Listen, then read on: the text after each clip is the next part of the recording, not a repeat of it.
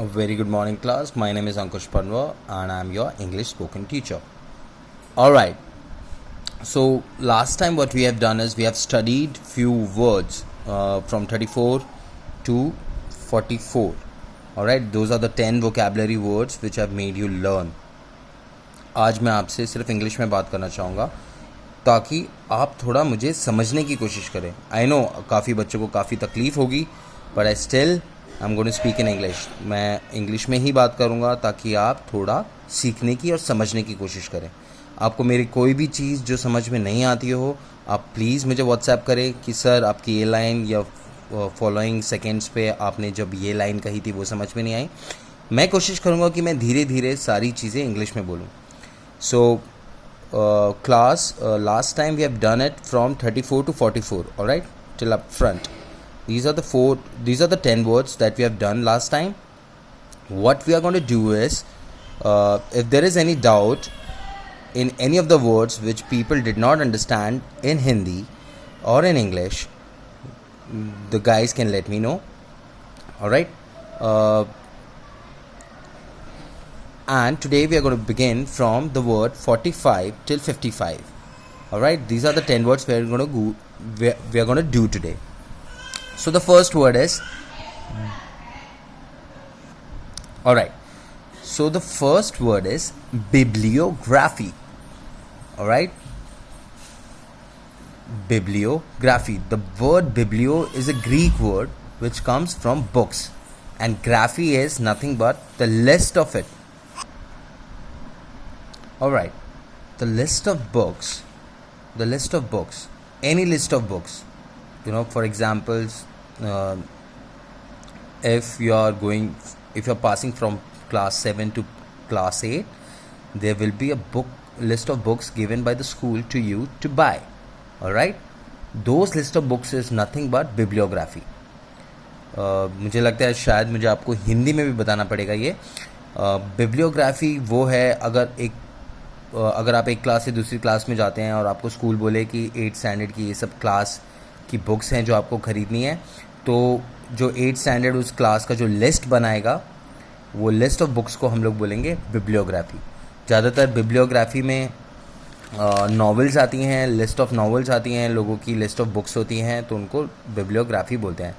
इसके ऊपर एक सेंटेंस है, I think there is something missing, something नहीं आएगा, समथिंग मिसिंग इन बिब्लियोग्राफी, मतलब कुछ तो मिस हो रहा है इन लिस्ट ऑफ बुक्स में.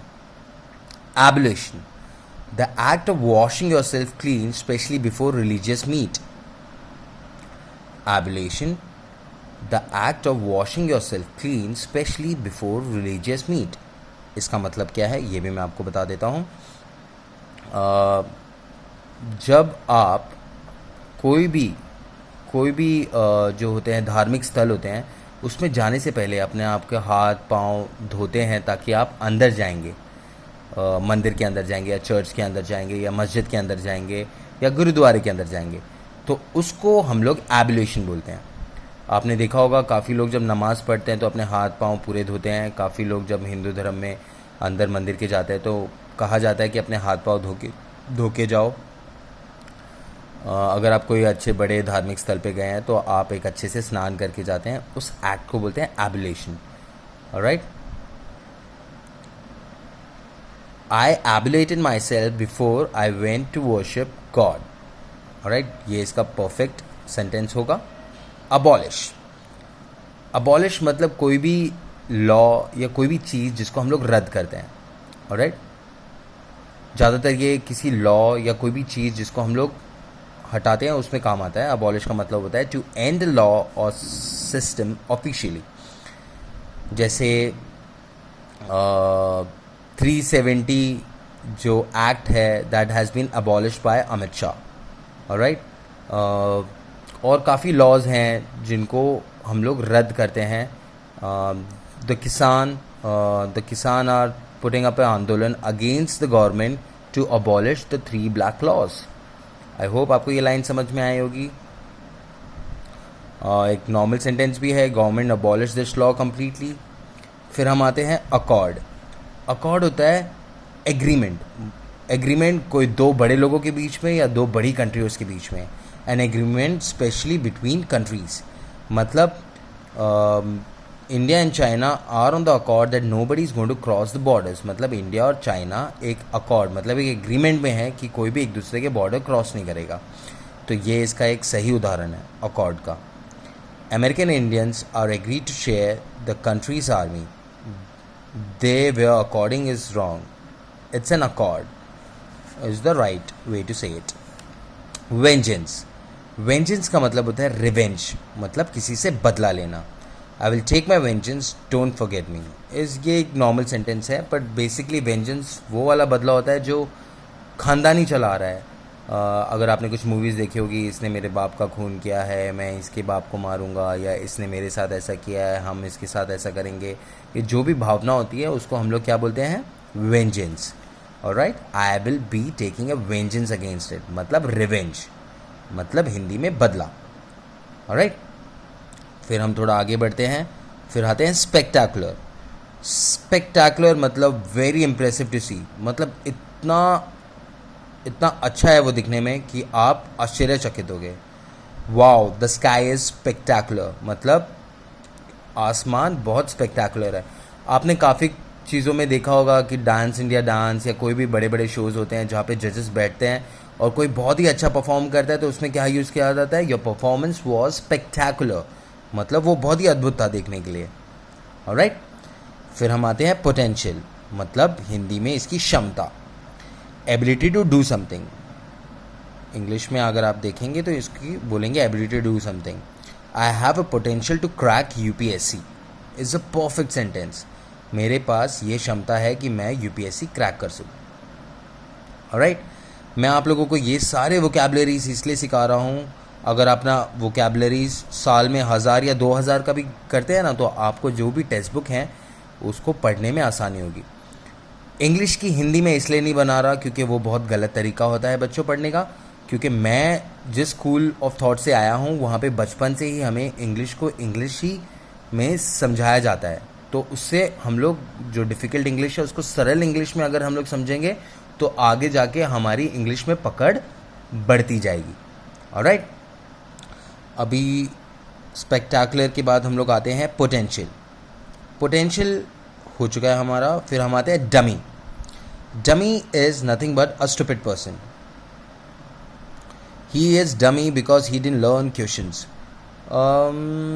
वैसे ये सही तरीका नहीं है बोलने का, बट ऐसे बोल सकते हैं कि जो भी मूर्ख होता है बंदा, जो मूर्खता पे आ जाता है, जिसको किसी चीज़ की समझ नहीं होती, उसे हम लोग डमी कह सकते हैं। He is such a dummy, he doesn't even know about simple things in life. ये इसका एक सेंटेंस हो सकता है। इम्पॉवरिश्ड, इम्पॉवरिश्ड होते हैं बिलोंग्स टू पुअर बैकग्राउंड। ये वो बच्चे होते हैं जो बहुत ही पुअर बैकग्राउंड से बिलोंग करते हैं। ऑलराइट, उसमें से काफ़ी इसमें उदाहरण दिए जा सकते हैं। The following scientist was from impoverished background, but he made it in his life and now he is wealthy rich. Alright, मतलब वो जो साइंटिस्ट था वो बहुत ही गरीब घर से था, पर अब उसने अपना नाम बना लिया। नाउ अब वो काफ़ी अमीर हो गया है। Crucifixion, crucifixion is to put to death. Crucifixion का अगर एक आप सटीक उदाहरण देना चाहूँ तो क्रूसीफिक्शन का उदाहरण है जीसस क्राइस्ट। जीसस क्राइस्ट को एक क्रॉस आपने देखा होगा, एक प्लस का सिंबल जो होता है जो सारे क्रिश्चियंस अपने गले में बांधते हैं, वैसे ही जीसस क्राइस्ट को दोनों जो उसके काने होते हैं उसमें कील ठोक के उनको ऊपर लटका दिया था, उनको कोड़े से मारकर पूरे गांव में चलाया था और ऊपर जाके उनका वध कर दिया था। मतलब वो एक राजा के ऑर्डर थे जो मिलके उनके साथ किया गया था, तो उसको बोलते हैं क्रूसीफिक्शन।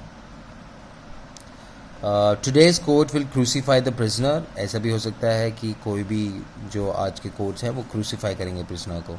Accomplish is the partner in crime. इसका उदाहरण यहाँ पे गलत है पर मैं आपको सही उदाहरण दूंगा। Partner in crime